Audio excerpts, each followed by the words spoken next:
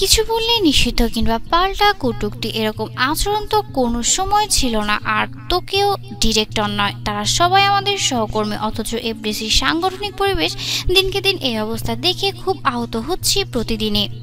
চলচ্চিত্র শিল্পের বর্তমান প্রেক্ষাপট প্রসঙ্গে জানতে চাইলে এমনই ব্যাখ্যা দিলেন চিত্রনায়ক সাকিব খান। এবছর জাতীয় চলচ্চিত্র পুরস্কার প্রাপ্তির আনন্দে যখন সবাই তাকে শুভেচ্ছা জানাচ্ছেন, তখন সকলেই চিত্রনায়ককে এই আশঙ্কার কথা বলেছেন। সাকিব বলেন, এই ইন্ডাস্ট্রিতে আমরা কি জন্য সংগঠন করব যে সংগঠন আমাদের সিনিয়র নায়করাজকে অসম্মান করে এরকম কটূক্তিমূলক কথা বলবে। আমি সত্যিই হতবাক ক্রমাগতভাবে এফডিসির এই চেহারা চরিত্র দেখে।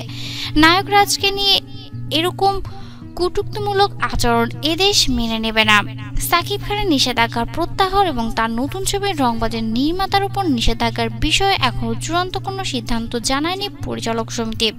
দর্শক, আপনার কি মনে হয় পরিচালক সমিতির এরকম সংগঠন কেন এরকম এফডিসির মধ্যে দিনকে দিন পরিবেশটাকে নষ্ট করছে?